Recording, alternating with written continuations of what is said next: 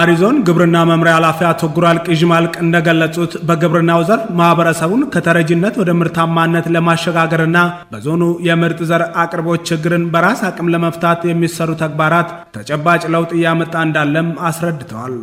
በግብርናው ዘርፍ ላይ ከሚሰሩ ስራዎች አንዱ ኩታ ገጠም እርሻ ነው።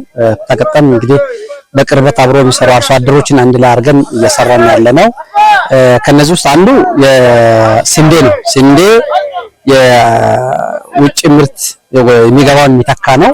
አንዱ ከምርትና ምርታማነት አንፃር የሚታየው ምርጥ ዘር ነው። ምርጥ ዘር በሌለበት ምርትና ምርታማነት ማረጋገጥ አይቻልምና ጥሩ የተሻለ በመሬት የተረጋገጠ በሄክታሬጅ ከፍተኛ ምርት የሚሰጥ ምርጥ ዘር ይፈልጋል።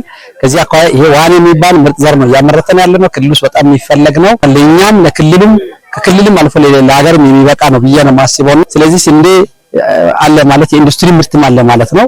ግብርና ወደ ኢንዱስትሪም ጭምር የተሸጋገረ እንዳለ የሚያመላክት ነው። ኃላፊው አክለው ጥራቱን የጠበቀ ምርት እንዲሰበሰብ የጋራ ርብርብ ማድረግ ያስፈልጋል ብለዋል። ምርት በአግባቡ ካልተሰበሰበ ይባክናል። እንዳይባክን እዚህ ያለው ሰው አንደኛ ዝናብ እየመጣ ስለሆነ በፍጥነት ተደራጅተው በጋራ አጨዳን እንዲያካሂዱ በተቀሰቀሰው መሰረት አሁን ተማሪዎችም እዚህ ያሉ በጣም በርካታ ሰዎች በሙሉ በጋራ ነው ያጨዱ ያሉት። በስርዓቱ ተወቅቶ በስርዓቱ ታሽጎ በዘርነት እንዲቀመጥ የሚል መልእክት ነው ያለኝ። ዛሬ አጋጣሚ አርሶ አደር ዩኒየን ማምጥተናል። የዘር ለመግዛት ከነሱ ጋር ዛሬ ቃል ገብቶ ውል ጭምር ተፈራርሞ ይሄዳል። ምርጥ ዘር ታሽጎ እስኪሸጥ ድረስ ያሉ ሰንሰለቶችን በአግባቡ እንዲሄዱ እኛ እንደ ግብርና ደግፈን እንላለን የሚል ሐሳብ ነው ያለኝ።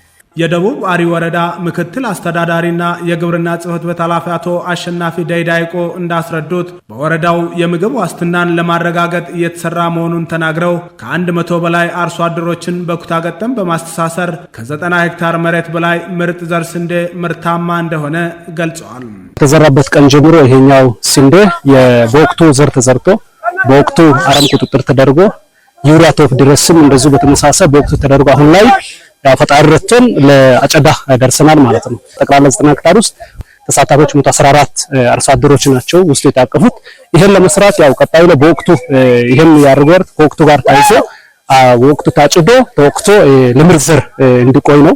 ከዚህ ተረጂነት ላይ የሚለውን እይታ ወደ ሌላ ሰው በከለ ወርዶ ይሄ ተቋም ወርደን ከሚለው እይታ ወጥቶ ዛሬ ራሳቸውን በራሳቸው አቅም አግኝተው ምርጥ ዘር ቢዘጥ አርብተው ሌሎችን ጭምር ለመርዳት መብቃታቸው አንድ ማሳያ ነው።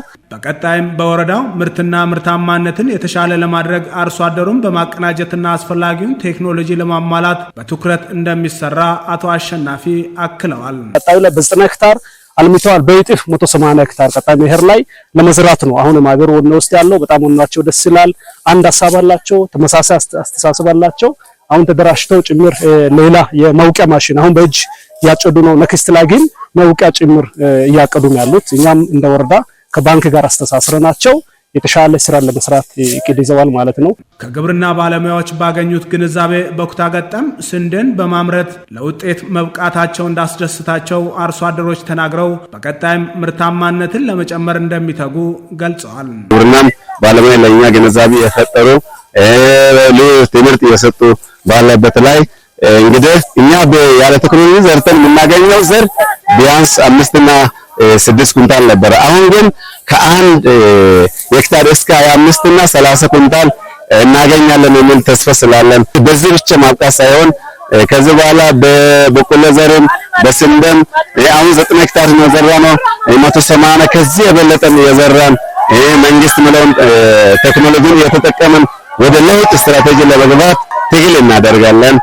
እኛ ከዚህ የበለጠ ያው ከመንግስት ጎን በመቆም መንግስት የሚያወርደውን አጀንዳ ተግባር በማድረግ በተሻለ ኑሮ ላይ ለመድረስ የኛ ፍላጎት አለን።